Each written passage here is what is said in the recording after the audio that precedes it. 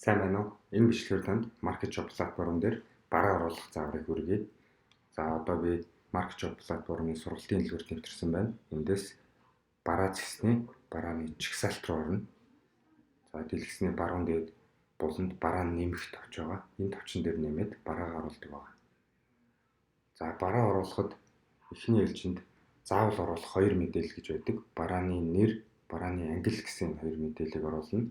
За би бараа оруулах зорилгоор зарим мэдээлэлээ бэлдсэн байна. За барааны нэрээ орууллаа. За барааны ангиллаа би гадуур утас гээд сонгочээ. За энэ хоёр мэдээллийг оруулсны дараа барааг хадгалах товч дараад бараа эхлээд үүсдэг байгаа. Үүнээс өмнө нэг анхааруулах зүйл нь энэ барааны код гэсэн хэсгийг бол өөрөө зохиож оруулж болно. Эсвэл хоос орхиж болно. Хоос оруулсан тохиолдолд систем өөрөө generate хийж код зохиож өгдөг байгаа. Ямар тохиолдолд өөрөө энэ кодыг үүсгэж болох вэ гэхээр танай байгууллага өөрөө бараа кодлдог дотоод системтэй үед үүнийг зохиож оруулж болно гэсэн үг. За одоо хадгалах дараад бараагаа. За ингээд бараа амжилттай үүсснээр барааны зураг болон бусад мэдээллийг оруулах цонх гарч ирдэг. За одоо барааны үндсэн мэдээллээ оруулъя.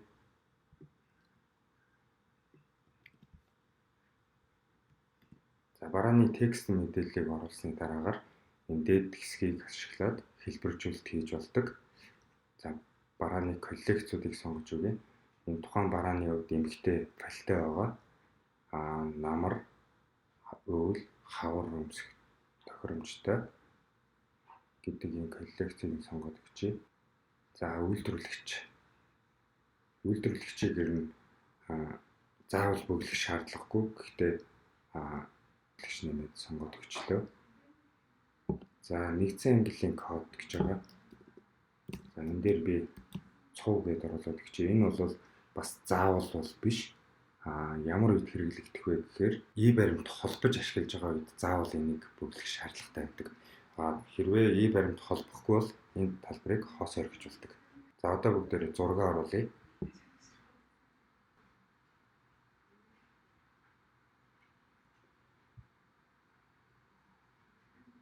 За зураг апплод хийж дууслаа. За энд зурагнуудыг байрлалыг нь зүүн дээд булан дээрээс дараа сольж болдог. За энэ тохиолдолд би энэ хоёр зургийг хамгийн ихэнд байрлуулчихъя. Энэ эхний зураг маань вебсайтын яг нүүрэн хэсэгт харагддаг. Хоёр дахь зураг hover хийнэ гэж ярьдаг. Барааны зураг курсор очиход солигдоход энэ зураг харагддаг. Тэгэхээр энэ зургийнхаа дарааллыг ингэж сонгож болдог байна. Хэрвээ та бараанда бичлэг оруулах бол энэ бичлэг оруулах товчийг дарна. Бичлэгийг YouTube-ийн линкээр оруулах боломжтой байдаг. Өөрийн YouTube channel дээрээс барааныхаа YouTube channel дээрээ барааны бичлэгийг оруулаад тухайн линкийг нь хуулж тавьснаар бараан дотор бичлэг нь орох боломжтой байдаг гэсэн үг шүү. За одоо энд хайлтын үгэнд би палтоо гэж биччихье. Жишээ болгоод палтоо гэж биччихье. Вебсайт дээрээс хэрэглэгч хайлт хийх үед барааны нэр болон энэ дэлгэрэнгүй хэсгээс хайдаг. Мөн энэ хайлтын хэсгээс хайдаг. Тэгэхээр энэ хайлтын хэсэгт ямар үгийг бичиж болох вэ гэхээр хэрэглэгч алдаж бичиж болох эсвэл нөгөө англи галиг бичвэр. Яг энэ барааны нэр болон текстийн хэсэгт оруулахад тохиромжгүй боловч хэрэглэгч хайж болох энэ үгнүүдийг энд бичиж өгч болох нэ гэсэн үг. За ингээд бүгдээрээ цаашаа үргэлжлэе. За үүний дараа энэ бараа өнгө загварын сонголттой хэсэг гэж чагт байгаа. Үүнийг хэрвээ тухайн бараа өнгө загварын сонголттой бол сонгож өгнө. Сонгосноор энэ сонголтуудыг нь бүглэх форм гарч ирдэг. За эндээс би эхлээд өнгийг нь сонгочихъя. Өнгөний хувьд энэ бүтээгдэхүүн маань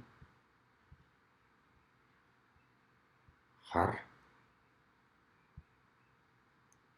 шаргал гэсэн юм хоёр өнгө байна. За дуусах товч зарлаа. Дахиад сонголт нэмэх дараад одоо хэмжээг нь оруулъя. За энэ бүтээгдэхүүний хувьд бол S, M, L харьцан мэрийн сонголттой байгаа. За ингээд дуусах дарахаар тухайн барааны сонголтууд буюу энийг цаашдаа бид нар хувилбарууд гэж ярина. Хувилбарууд нь өөрөө хослолоороо үүсч өгдөг байгаа. За үүнийг нь оруулъя. Энэ барааны 145,000 үнэтэй. Энэ дээр бүгдийг засах дараад бүх барааны үн орж байгаа. Хэрвээ энэ бараа хямдрал зарласан байгаа бол хямдрах үнийг нь энд сонгож өгөөд 100,000 оруулчих тий. За ингээд энэ барааны бүх үн орчдөг байгаа. Энэ зураг хэсэг дээр бол барааны өнгөний сонголтыг нь оруулж өгдөг. Энэ яадаг вэ гэхээр вебсайт дээр хэрэглэгч тухайн өнгөн дээр дарах үед зураг нь солигдож харагддаг. Түүнд зориулсан байдаг. За үүний дараа баркод ямар үед ашиглах вэ гэхээр уламжлалт дэлгүүрийн буюу тосын хэлбэрээр хэрвээ та ашиглах бол үйлдвэрээс өгсөн барааны баркодыг энд бөглөж өгөх хэрэгтэй. Баркод уншигчаар буудуулж ашиглахад энэ код ашиглагдах нэ гэсэн үг. За үлдэгдлээ буйноор нь ихлэ оруулаад өгчээ 10 гэдэг. Энэ үлдэгдлийг нэг удаа л оруулах боломжтой байдаг. Анхны үлдэгдэл гэж яригддаг. Үүнээс хойш дата болт гэдэг өөр функцээр үлдэгдлээ оруулж явах нэ гэсэн үг. За энд бол барааны яг үйлдвэрээс худалдаж авсан өртөг үн ордог. За би энэ жишээн дээр 70,000 гэж бодлоо. Үүний дараа дууссан ч худалдана гэж байгаа. Энэ юунд зориулагдсан бэ гэхээр тухайн бараа үлдэгдэл нь 0 байсан ч вебсайт дээрээс хэрэглэгч худалдаа авалт хийх эсвэл захиалга үүсгэх боломжтой болох нэ гэсэн үг. Үүнийг ямар үед бөглөх вэ гэхээр дэлгүүрийнхаа үлдэгдлийг платформ дээр удирдахгүй байгаа үед үүнийг сонгож болно. Энэ үүнийг сонгоснороо 0 байсан ч барааг зарна гэдэг нь хасах утгаруугаар нь үлдэгдэл зөрөх эрсдэл байдаг. Гэхдээ бодит байдал дээр бол дэлгүүрийн хэрэгцээнд ийм хэрэгцээ байдаг учраас энэ сонголтыг оруулж өгсөн байдаг. Хамгийн харин энэ нүдний зураг байгаа. Энэ баганд юу оруулдаг вэ гэхээр тухайн өнгө арзмаарыг өнгө болон хэмжээний сонголтыг вебсайт дээр харуулахгүй гэдэг тохиолдол.